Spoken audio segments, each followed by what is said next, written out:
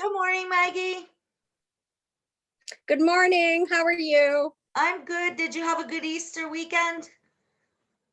I did.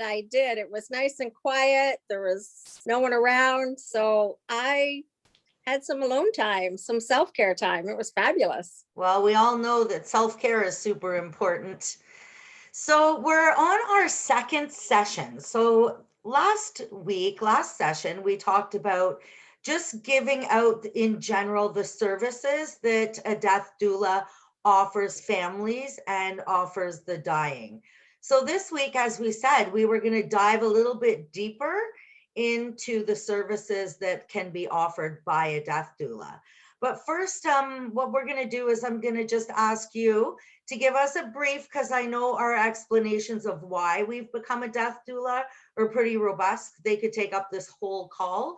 But what we're going to do is just give everybody an idea why we fell in or jumped into this profession.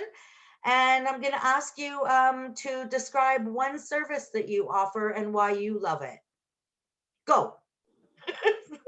Go. Okay. Thank you. Yes, the explanation of why we both became a death doula could be an hour-long appointment, but we're not going to bore people with that much explanation. Suffice to say, to make the long story shorter, I became a death doula because it just seemed like the natural progression for me.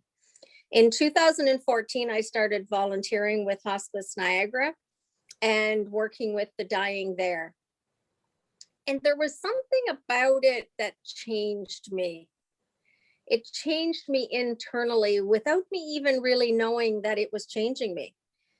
Working with the dying teaches us how to live better. And I didn't go into it for that. I went into it for a variety of other reasons that it just sort of happened. But over the course of time, I realized that they were teaching me something. Each client that I had there was teaching me something. And then, of course, in 2017, when my own mother was dying and I kept her home to die, through the help of hospice in the community, it was an invaluable service that they give within the community. However, with all of the great services I had being able to keep her at home, I did notice some gaps in the system.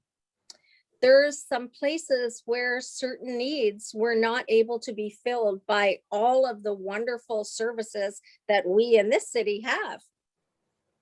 So it just became a natural progression to me when a couple of months after her death, I was at hospice one day working and somebody mentioned death doula. First time I had ever heard of it.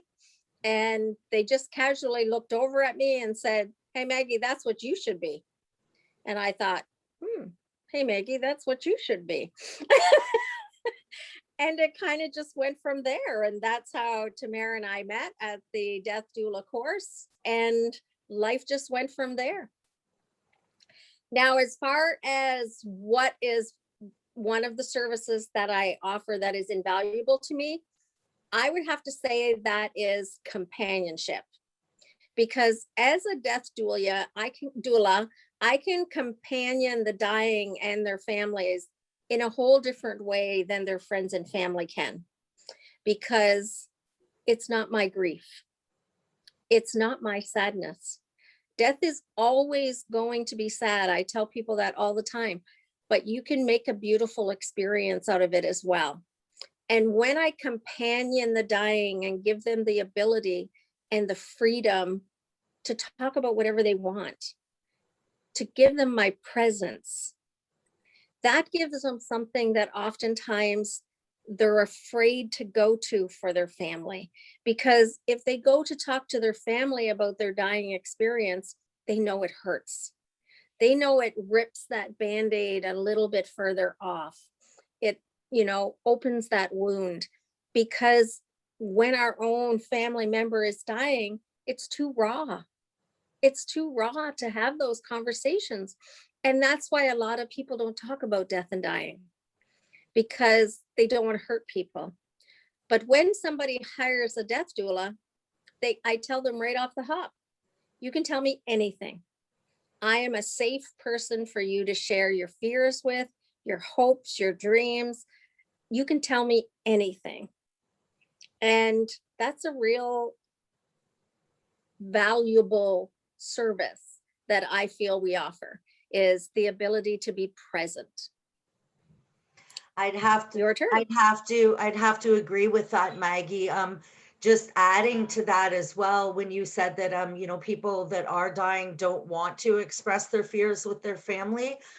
It's very true on all levels. But when it's unfortunately a child death or a child that is dying, it's so imperative that they have someone to talk to. In my experience, and in many other individuals and grief counselors and death doulas experience, when it's a child, it's even worse. They don't want to talk to anybody about it in their family. They see their mommy and daddy crying enough where they don't want to express their fears to their parents. So very valid points you made. And I'll piggyback right off of that before I say why I became a death doula.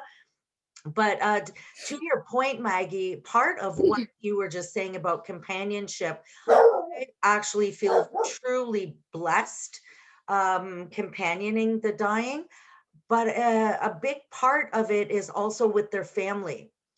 When individuals choose to die at home and die the way that they want to, 99% of the time, there is a caregiver involved, and that caregiver is usually their husband or their wife or one of their children or a sibling or a grandchild. Somebody takes on that role as the full-time caregiver. That full-time caregiver often gets pushed to the side because the priority and the focus is on the dying person. So you have hospice teams coming in, you have PSWs coming in, you have doctors coming in, you have a huge network of individuals that are walking alongside that dying person. But we have to remember that primary caregiver, it's like they're getting the life sucked out of them because they're giving, and they're not being recognized in a way that they need to be. Those caregivers need to be able to say, you know what, I'm going out for a coffee or a day of shopping with my girlfriends. They need to have that time away, or they need their own doctor's appointments, or to go to a spa, or to run errands. Simple little things like getting out of the house to grocery shop when you're a caregiver are a huge challenge. They're terrified to leave because they're terrified something might happen when they're gone. They don't want their loved ones being left with a stranger. So part of what a death doula does is we build those relationships with not only the dying, but the families as well. So those families can lean on us. Those caregivers can lean on us. We can take away some of that weight off their shoulders. And by building that relationship and that trust, they know that they're just a phone call away. If there's any change when they're out, they're going to get a call from me. And I'm not going to leave them out of the loop. They learn to build that trust. And that's one of my huge passions aside from the companioning, right? They go hand in hand. So we don't only talk to the dying, it's the caregivers as well, the primary caregivers that are very valuable. And again, they don't want to tell the person, their loved one that they're caring for, that they're exhausted or they're tired or they just need a little break. They would never say that. Would you have ever said that to your mom? I Exactly. certainly wouldn't, but I felt it. And that's where I say some of the gaps. And I would say, could I have a PSW just come while I could go shopping? Well, no, because that's not caring for her. Yeah. So, yeah, there's those gaps that you have. And yes, you're right. You're never going to say, you're tiring me out. Yeah, never. And the reason I became a death doula is, long story short, again, because I too could go on, but death has always been around me since I was a very young age. I was always intrigued by it, and intrigued by it more so as all the elements that surrounded it. So a quick example, when my nephew died at 2 years old of leukemia, we had a whole family that was grieving. And I could see the gaps, like you said. We had wonderful community services, but as my sister, how do I find those community services? And I'm exhausted. I don't even have the brain power to do so. So again, with the death doula, we can be the liaison and connect everyone together for that. And for me, it was like I knew I wanted to work with the dying, but I didn't know where I fit in. We used to make a joke about it at my brother's cottage. And what am I supposed to do? Just put an ad in the paper saying, are you dying? Are you scared? Are you alone? Because not everyone has a caregiver and a support network behind them. There are individuals where their children live out in BC and they're here all alone. They've been terminally diagnosed. Where do they turn to? So for me, my heart was breaking knowing that there were people that were actually dying alone. How sad is that? But I didn't know where I fit in. And a couple months later, I was late 2017. I was on my computer, and just like you, I saw it come across my computer. Sign up for death doula courses, and I just looked at it and read the description and went, "Oh my God, that is me! This is what I've been doing without even the title my whole life." So it was like, the universe gave me, here, this is what you are. This is what you need to do to get your credentials up there. So that's when I took the death doula course. And as Maggie said, we met in that course and we just bonded, and it's been history since then.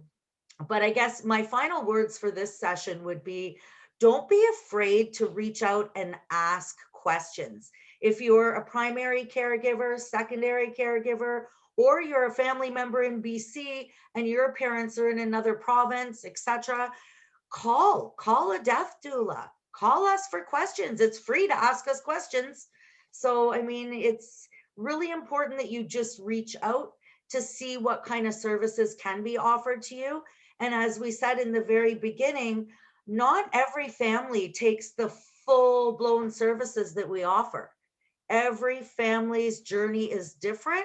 They may only need respite care. You might have a client that only wants you to come in and read to him once a week or play crib with him once a week, just so they can build that companionship and express their fears, what they're going through. So that would be my recommendation, that if anyone is curious, just give a death doula a call and ask us. We'll be happy to guide you down a path to give you the information you need. What about you, Maggie? Any last words before we end this session? As well, the same thing is just inquire, because our services are as unique as each individual. We don't try to sell people something they don't want. It's all about us supporting our clients, and we support in the way that you need. And it's like I tell my clients all the time, I'm not here to tell you what you need. You're here to tell me what you need, and I help you figure that out. So I don't try to sell Reiki to somebody who doesn't want it. I don't try to give somebody aromatherapy help who doesn't have any interest in that whatsoever. It's all about, like you said, building that relationship so they can ask us for help or tell us what they're struggling with, and that we can fill in those gaps. Because it's true, like you said, when my own mom was dying, the services that were out there, I didn't know how to obtain. Simple things like buying her undergarments. I didn't realize that when somebody's palliative, you can get those provided for. I didn't know that medication can be arranged to come to your house. Those types of things, I didn't know they were available to me. And nobody told me. And like you said, you're so tired surviving that you can't go hunting for services that you don't even know about. Yeah. So it's really great to be able to connect people and say, here's what you can get. Just takes a little bit of the burden off their shoulder, right? So I hope everybody's enjoying our Absolutely. little sessions. Stay tuned for the next session on Friday. On Friday, we're going to touch on 2 more services. And what I'd like us to do also is to dive into some of the legal stuff around dying. I think that would be important for our audience to know, just, not in depth. Again, these aren't 5-hour sessions, but we'll give them a little taste of the legalities around dying, and we'll dive into maybe 2 more services. So thanks for anybody who's watching, and please feel free to comment and ask any questions. Have a great day, everyone. Bye. Have a great day. Bye.